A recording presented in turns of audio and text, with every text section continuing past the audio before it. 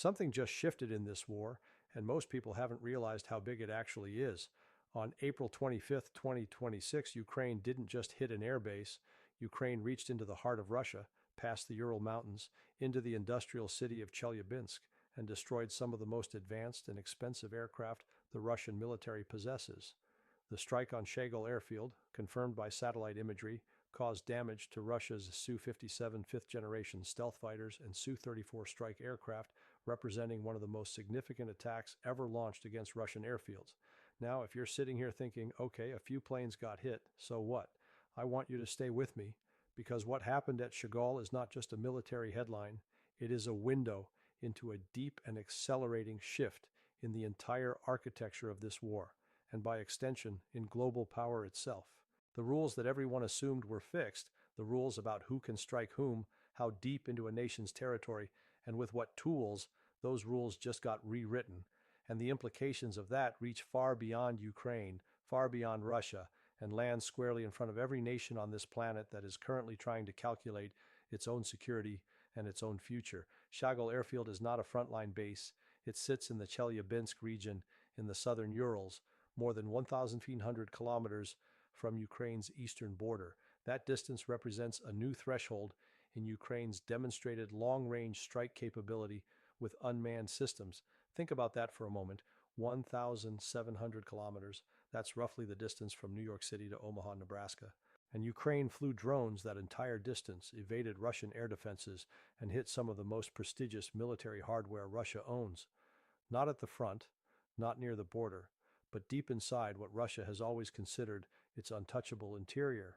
The Ural Mountains were supposed to be the natural shield. The depth was supposed to be the protection. And on April 25th, both of those assumptions were shattered. Now let's talk about what was actually destroyed, because this is where the story becomes genuinely staggering. Ukrainian drones struck 4 Russian fighter jets, including 2 Su-57s and a Su-34, and another aircraft whose model was not specified, at the Shagol airfield in Chelyabinsk. The Su-57 is not just another airplane, it is Russia's crown jewel of aerospace engineering.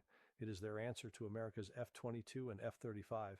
It is the aircraft that Russia has been developing for decades, that it has paraded before foreign buyers as proof that Russian technology is world-class, and that it has been deploying in Ukraine as a symbol of superiority and invincibility. When you understand what the Su-57 represents to Russia, not just militarily but symbolically, economically, and geopolitically, the destruction of even 2 of these aircraft at a single strike takes on a completely different weight. As of early 2026, Russia's entire fleet of 5th-generation stealth fighters, the Su-57 Felon, is estimated at 20 to 25 operational aircraft, including prototypes and test airframes. Let that sink in. Russia's entire 5th-generation Air Force, the thing they've been building since the 1990s as their ticket into the future of warfare, fits on one American aircraft carrier's flight deck. The United States, by comparison, has produced over 1,300 F-35s, and Ukraine just hit 2 of those precious few aircraft in a single strike. That is not a minor operational loss, that is a strategic wound. When your entire elite fleet numbers fewer than 3 dozen aircraft, losing 2 in one night is proportionally devastating. It's the equivalent of someone walking into Fort Knox and walking out with a significant fraction of the National Gold Reserve. And the Su-34 that was also hit? Russian Su-34 fighter jets can carry a range of guided bombs and missiles and strike targets, including critical infrastructure, military facilities, and civilian areas, at distances of up to 1,000 kilometers. These are the aircraft that have been raining destruction on Ukrainian cities.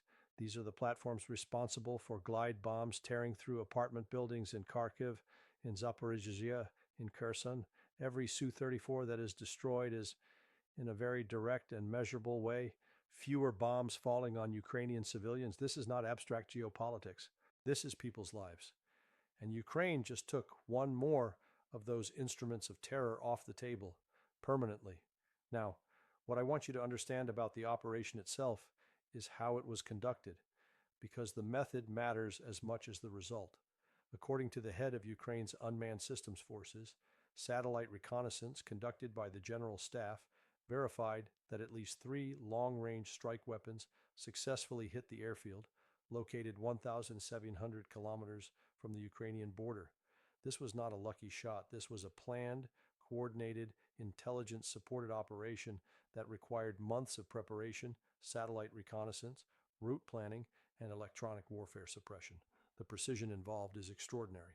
These drones flew more than 1,700 kilometers through Russian-controlled airspace, through one of the most heavily defended countries on Earth, and they hit their targets with enough accuracy to destroy some of the most expensive hardware Russia owns. This is not the work of a desperate, depleted nation on the back foot. This is the work of a military that has evolved, adapted, and innovated at a pace that has genuinely surprised even the most optimistic analysts in the West. Ukrainian long-range drones reached the Ural Mountains for the first time during a record-breaking mission that bypassed Russian air defenses for over 10 hours, with drones traveling more than 1,800 kilometers from the Ukrainian border. 10 hours. These drones flew for 10 consecutive hours through Russian airspace, evading radar systems, electronic warfare, and air defense networks, and they made it to their targets. The implications of that are enormous. Russia has spent billions of dollars on air defense. It has the S-400, the Pantsir, the Tor systems. It has electronic warfare capabilities that were, until recently, considered among the most sophisticated in the world, and yet a fleet of Ukrainian drones flew for over 10 hours and 1,800 kilometers and hit what they were aiming at. Russia's air defense system, for all of its advertised capability, has a hole in it that is apparently large enough to fly a long-range drone campaign through. Let's zoom out for a moment and look at the broader pattern, because the Shagol strike does not exist in isolation. It is the latest and most dramatic chapter in a sustained Ukrainian campaign against Russian aviation assets. Operation Spiderweb, carried out on June 1, 2025, involved coordinated strikes targeting the Russian Air Force's long-range aviation assets at 5 air bases using drones concealed in and launched from trucks on Russian territory. It was the largest drone attack on Russian air bases up to that point in the war, employing 117 drones, according to Ukrainian officials. About 20 military aircraft were hit, 10 of which were destroyed, and now, less than a year later, Ukraine has gone even further, reaching past those 5 air bases all the way to the Urals, demonstrating that the ceiling on this capability is not yet visible. Each operation extends the range, refines the technique, and deepens the strategic impact. What is happening here is something that military historians will study for decades. Ukraine is conducting what can only be described as a systematic campaign of industrial warfare, targeting Russia's ability to project air power not just at the front, but across its entire territory. The General Staff said the Shagol strike was part of ongoing efforts to reduce Russia's capacity to launch attacks on civilian infrastructure across Ukraine. And what Ukraine's Unmanned Systems Forces commander said in explaining the operation gets to the heart of the strategic logic. Targeting Su-34 and Su-57 aircraft is critical to reducing the enemy's strike capability. That's not rhetoric. That's a doctrine, and it's working. Now, Russia has, of course, said nothing about the losses. Moscow has said nothing about any such losses. Regional Governor Alexei Texler described the incident only as an attempted UAV attack that was thwarted, insisting there were no casualties or damage. This is the standard Russian playbook: deny, minimize, redirect. But the satellite imagery does not lie. Open source analysts have published the visual confirmation. The wreckage is visible from orbit, and the entire world can see it. This is another dimension of what is changing in this war: the information environment. Russia can no longer simply announce a victory or deny a defeat and have that accepted. Within hours of a strike, satellite imagery is being processed, cross-referenced, and published. The truth emerges regardless of what Moscow says.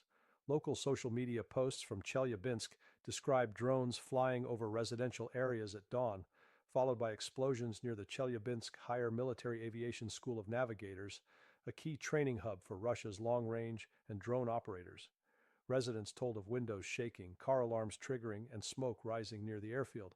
That detail, the aviation school, deserves particular attention. Chelyabinsk is not just home to a regular military airfield. It houses a training institution that produces Russia's future pilots and drone operators. The psychological impact of having that facility struck of having the students and instructors there understand that they are no longer in a safe rear area is not something that can be quantified easily, but it is real and it matters. Morale, confidence, the sense of security in the Russian interior, these are being methodically eroded. Let's talk about economics for a moment, because this is a dimension that gets underreported. Each Su-57 is worth around $30 million, and the Su-34 about $27 million. That's the sticker price in British pounds. But the real cost is far higher when you account for the years of development, the rare components, the trained crews, and the strategic value these aircraft represent. And Russia's capacity to replace them rapidly is severely constrained.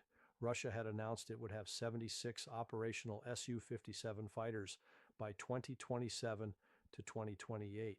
As of 2026, it appears to have roughly 32, including prototypes. They are already behind their own stated production targets by a factor of more than 2. Western sanctions have made it extraordinarily difficult to source the advanced electronics and components that go into these aircraft. And now, with operational losses being added on top of production shortfalls, the gap between Russia's ambitions and Russia's reality is growing wider every month. Russia's Su-57 suffers from a paradox. It is strategic for image, but less of a priority for combat mass. When production remains low, each aircraft bears a heavy share of structural costs. United Aircraft Corporation has been operating at a loss for long periods. So here you have an aircraft program that Russia cannot afford to lose aircraft from, that it cannot quickly replace, that is already behind on production, and that is now being targeted inside what was supposedly its most secure operational environment. The economics of this are brutal. Every Su-57 lost is a year or more of production capacity gone. Every Su-34 destroyed is a multi-million-dollar asset that the Russian defense budget has to scramble to replace while simultaneously funding an entire land war, a naval operation, a missile campaign, and the political costs of a grinding conflict that shows no sign of ending on Russia's terms. And then there is the geopolitical dimension that extends beyond the immediate battlefield. The vulnerability of targets in Chelyabinsk has raised serious questions regarding Russia's ability to protect its industrial base, with other targets in the city potentially also being vulnerable to future Ukrainian strikes. Chelyabinsk is one of Russia's core industrial cities.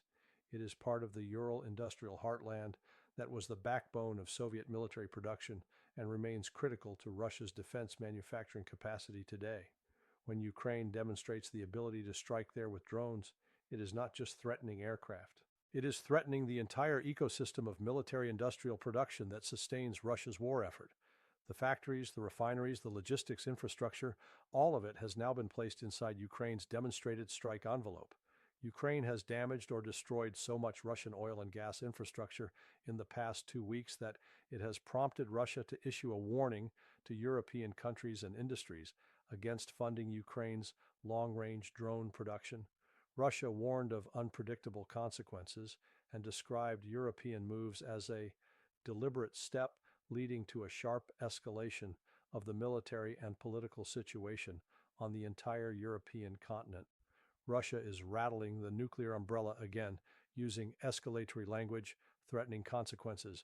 But observe what is actually happening here. Russia is warning Europe not to fund the very capability that is achieving these results, which means Russia is deeply worried about that capability. Nations don't issue panicked warnings about weapon systems that aren't working. They issue panicked warnings about weapon systems that are working very well indeed. Germany agreed to invest 300 million euros in Ukraine's long-range strike capability and would separately invest in 5,000 mid-range attack drones. Norway signed an agreement that will lead to joint production of drones and donated 560 million euros to support Ukrainian front lines. The Netherlands announced 248 million euros in drone support, and Belgium pledged 85 million euros. Europe is not backing down. It is doubling down, and it is doing so not out of recklessness, but out of a clear-eyed assessment that Ukraine's drone warfare capability is producing genuine strategic results, that it is degrading Russia's ability to wage this war, and that supporting this capability is a sound investment in European security. Meanwhile, Ukraine is now poised to export its drone know-how to countries in the Middle East, the Gulf, Europe, and the Caucasus, as Zelensky stated on Telegram. Since the beginning of the full-scale invasion, The capabilities of the Ukrainian defense industry have increased by more than 50 times. This is the part of the story that almost nobody is telling, but that has enormous long-term implications. Ukraine entered this war as a country dependent on Western weapons systems and foreign military aid. 3 years later, it has built one of the most sophisticated and innovative drone warfare industries on the planet. It has 56 types of domestically produced weapons, 31 types of drones. It has achieved operational strikes at 1,700 kilometers using systems it built itself, and now it is becoming a defense exporter, transferring knowledge and technology to other nations. The geopolitical power equation is changing, and Ukraine is not just a recipient in that change. It is becoming an agent of it. What does all of this mean if you're sitting in the United States and trying to understand where this is heading? It means that the assumption of permanent Russian air dominance over its own territory is finished. It means that the doctrine of retreating military assets to the interior as a form of protection is no longer reliable. It means that drones, cheap, scalable, increasingly sophisticated, and available to non-state as well as state actors, are fundamentally rewriting the economics and geometry of air power. Russia has adapted by pulling back critical systems farther from the front and shielding them with electronic warfare, while relying on manpower to absorb losses closer in. But Ukraine's trajectory is clear. Its domestic missile production will play an increasingly important role in long-range strikes in 2026, with its drone campaign against Russian oil refineries needing larger warheads to inflict greater damage. The capability is only going to grow. The range is only going to extend. The precision is only going to improve, and Russia knows it. Secretary of the Russian Security Council Sergei Shoigu confirmed in mid-March that Ukrainian long-range drones had begun to pose a direct threat to regions deep inside Russia, including the strategically critical Ural industrial area, warning that the pace of development and use of Ukrainian unmanned systems has changed the security environment, concluding that, until recently, the Urals were out of reach for strikes from Ukraine. That is Russia's own senior security official, acknowledging that the strategic landscape has shifted. That is the Kremlin admitting, in as close to plain language as Russian officials ever use, that what they thought was safe is no longer safe. What happened at Shagol on April 25th is a data point in a much larger story, and that story is about the limits of conventional military power when faced with asymmetric innovation. Russia has more soldiers, more tanks, more missiles, more nuclear weapons. It has geographic depth and natural resources and a government willing to absorb enormous human costs to pursue its objectives, but it does not have a defense against a determined, innovative, industrializing opponent that has figured out how to reach inside its most protected spaces and destroy its most valued military assets at a fraction of the cost of building those assets in the first place. The Shagol strike cost Ukraine a few drones. Russia lost aircraft worth tens of millions of dollars each from a fleet so small that losing two is strategically significant. That asymmetry is not an accident. It is a strategy, and it is working.